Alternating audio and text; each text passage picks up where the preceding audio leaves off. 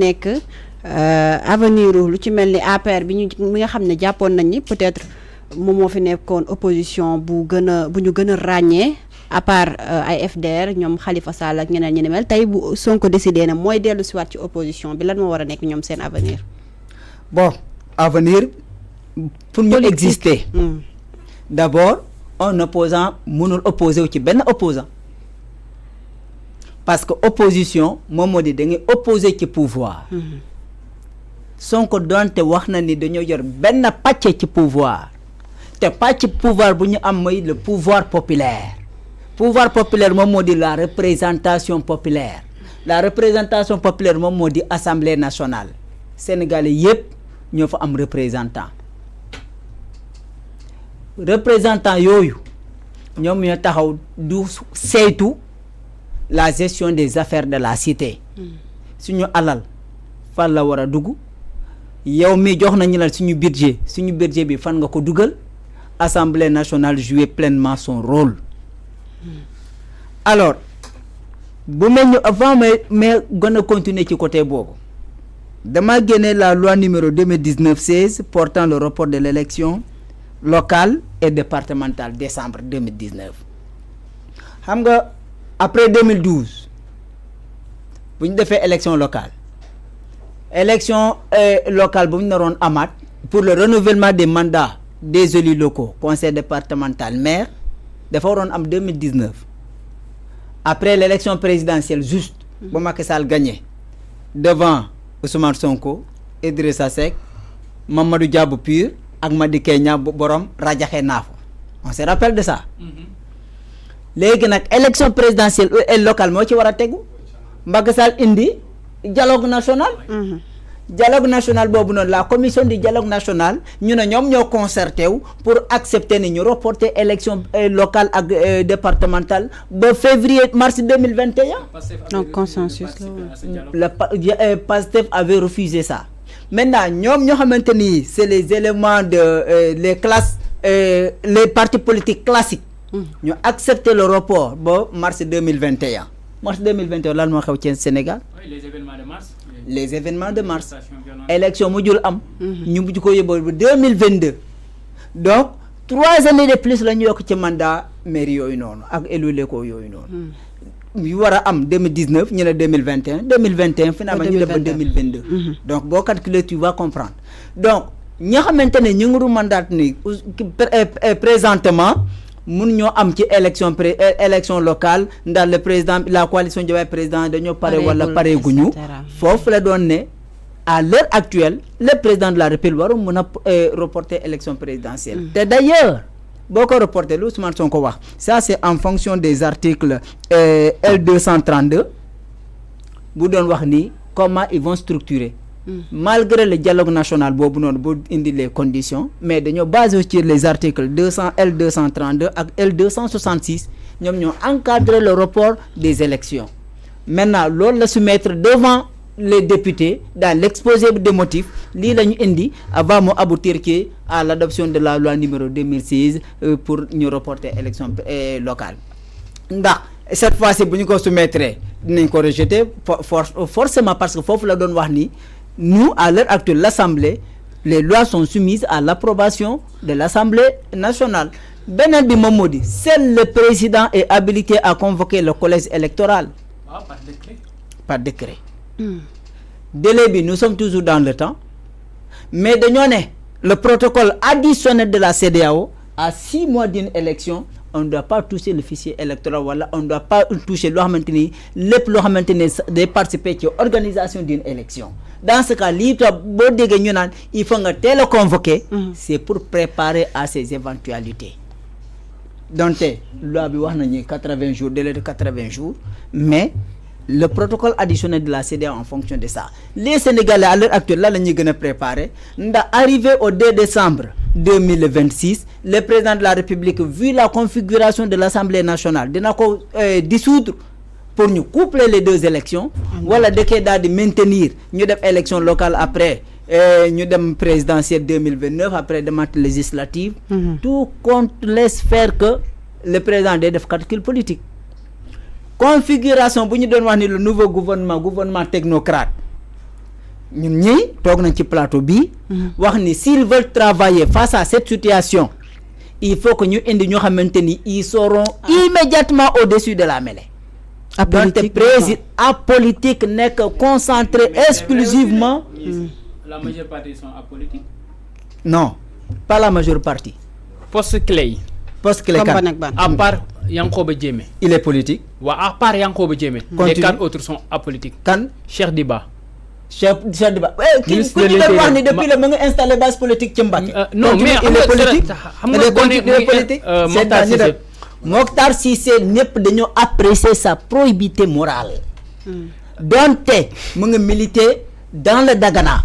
xam nga ba à tey côté de Omar Sarr. xam nga mais xaaral maa ngi ñëw. waaw waaw. Seydina dinaa la baal nga citer un à un.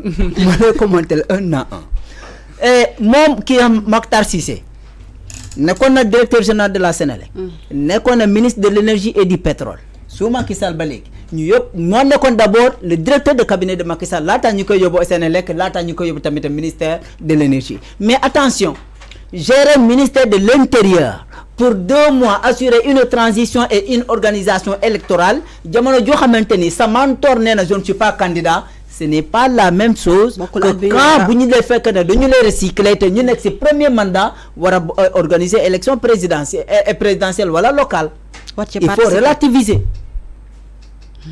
recyclage la ñu toll jamono ji ndax lu mu organiser une élection sous Macky Sall pour gérer juste les affaires courantes parce que à jamono jooju noonu ñaata ministère ñoo amoon ministère affaires étrangères ministère de l'intérieur ministère des forces armées ministère premier ministre Sidiki Kaba la Mokhtar Cissé Aïssata Tall Sall et cetera ñoom ñoo fi nekkoon pour mun a organiser ces élections là ndax comportement bu mu amoon ci pour assurer les affaires courantes là le temps que Macky Sall mën a génne parce que jamono jooju noonu on se rappelle des propos de Macky Sall damaa doyal sëpp du ma nekk candidat bu ñu nekk benn pàccaxoo est-ce que il va réussir le même pari wala. sachant que il cette sera fois-ci comme son mentor dafa bokk ci élection yi. cette fois-ci bëgg il est recyclé. te recyclage boobu noonu ndax dina def couteau coûte que comme li ko Aly Ngouille Ndiaye waxee. je suis ministre de l'intérieur dinaa def sama kantalay kattal les militants Benno Bokk Yaakaar mun a jot mun a inscrire sur le fichier électoral ensuite mun a jot seen carte électeur lépp fii la xewoon de maintenant on va dañ koy surveiller pour le moment on l'apprécie fonctionnement boo xamante ni defoon na ko dina continuer ci dynamique boobu noonu yàllaa xam beneen ministère clé xamuñu ko ci politique diplomate donc bu la ñu dégg ci moom diplomate mais Cheikh Diba depuis le début ñu ne divergence bu am ci biir Pastef si on se fie des propos de certains bëgg na teg bu yàgg. xam nga si on se fie des propos de certains mais gisaguñ xam nga ba ma ñëw officiel leen di wax maanaam par exemple comme lu Diomaye coalition Diomaye président defoon fële Mbour. maanaam def seen meeting politique mobilisation yi. justement da nga xam ne lii c'est officiel mais par exemple bu fekk ay spéculation rek ngay dégg te en plus gisoo lu probable lu palpable sur la table da ngay naan non kii du c'est pas un politicien. c'est la raison pour laquelle mooy convoqué ne la poste yooyu par Yankoba Diémé man mënuma wax man kenn koo xam ne yaa ngi si di def la politique. d'accord maintenant quand tu continues le gouvernement technocrate ñi ngay doon wax ni yépp boo jëlee ñooñu tous les autres. so Amine Lo moom kenn xamul ko ak mouvement politique mais nag dafa war loo xamante ni au départ dafa newoon vie éducation bu mu am parcours bu mu am poste premier ministre ak toogu këram la yemale wala dem daara ji di jàngale alors ñu an na apprécier ça waaw par la suite ba mu ñëwaatee ne bos bouton la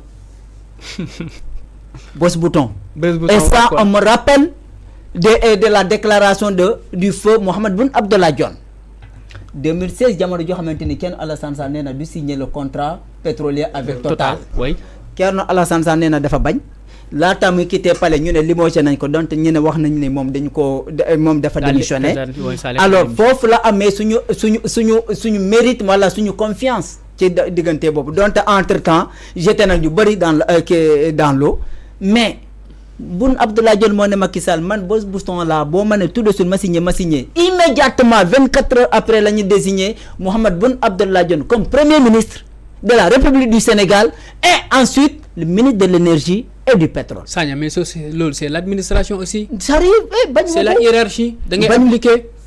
C'est la hiérarchie. C'est l'administration, c'est une obligation. Mais boss bouton direct. C'est un langage direct. C'est un langage codé. Langage bobo la ñu wax ni. Quand l'intérêt national est menacé, qu'est-ce que tu dois faire? Tu es ministre de la République. Tout à l'heure dañu doon wax ni j'arrive rek sank dafa doon wax ni war ñoo wax ni les députés de l'opposition député diw la xam nga tout le monde est contre ça. Quand on dit ministre de la République waxuñu ministre diw. Le ministre il est nommé, le député il est élu. Il y a une différence. Maa ngi ñëw ministre élu wala nommé il est ministre de qui? République la wala est-ce qu'on ne parle pas de République? Mais sur l'autorité du président de la République. Voilà, moi, bon ñëwé ci rédaction administrative aussi mën nañ ci dugg amul problème. Il y a la subordination, il y a l'insubordination. Bu fekkante ni il y a chaque chose dama jox la parole. Non, ba ko mo wax c'est un ami on se connaît. Maintenant, je parle du bon sens. Bon sens bi moy Diomaye dafa ne Yàlla moko fal. Te ñu nangu ni Diomaye Yàlla moko fal. Les ministres là, Diomaye moo leen nommé mais Yàlla moo leen nommé. Ils sont ministres de la République.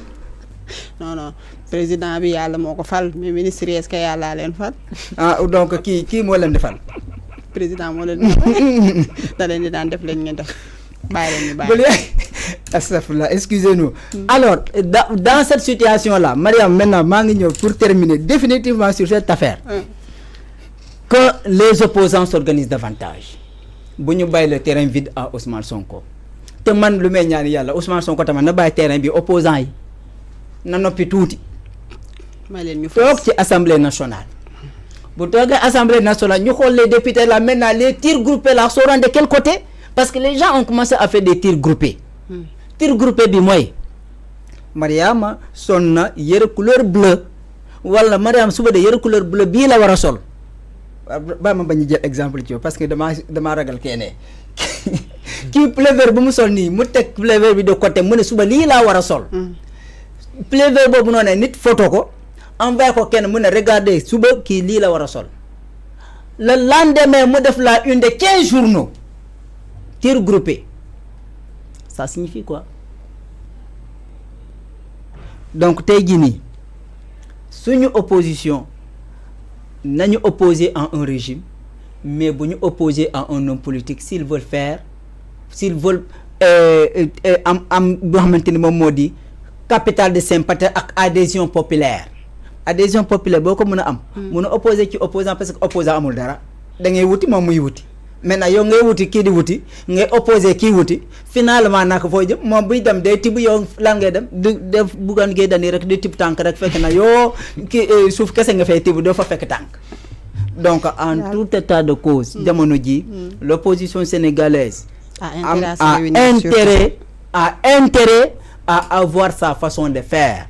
Le président de la République Bassirou Diomaye Diakhar Faye à l'heure actuelle lépp lu ñu koy souhaité moom moo di que ces ministres restent républicains ba pare nekk au service exclusif de la société. Service exclusif de la société boobu nañu def seeni politique mais les temps de week-end.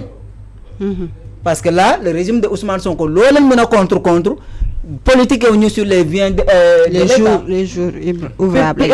Jour ouvrable la ñuy dem di def seen meeting politique vendredi soir ñu war a dem samedi ñu def seen meeting dimanche soir ñu regagner te bu ñu daan dem daanu ñoo yóbbaale les trucs politiques. Kooku bëgg a xam nga demandé Pa Moussa Sow bu ñu defee benn délégation assemblée nationale dem Louga ci benn sëriñ ci ziara benn sëriñ mais bu ñu doon retourner dañoo dem ba assemblée nationale. Laissez les voitures de l'Assemblée nationale sur place ku nekk jël sa taxi ñibbi sa kër. D'accord. Alors léegi nag ñoom tamit nañu def seeni politique mais nañuy écarter les biens de l'État et malheureusement nag avec les fonds politiques nag du yomb. Très bien ñu jàll kon ci dernier point bi ci ba tey li nga xamante ne moo di discours ba Sonko amaloon fële ca investiture bi cérémonie d'investiture bi ñu ko amaloon ca Arena muy wax ni exécutif bi jamono ji day artu mën nañ ko waxee noonu ci ay magu yi ci yenn deal politique yu nga xamante ne ñenn ñi fi passé ñu ngi ko doon def ngir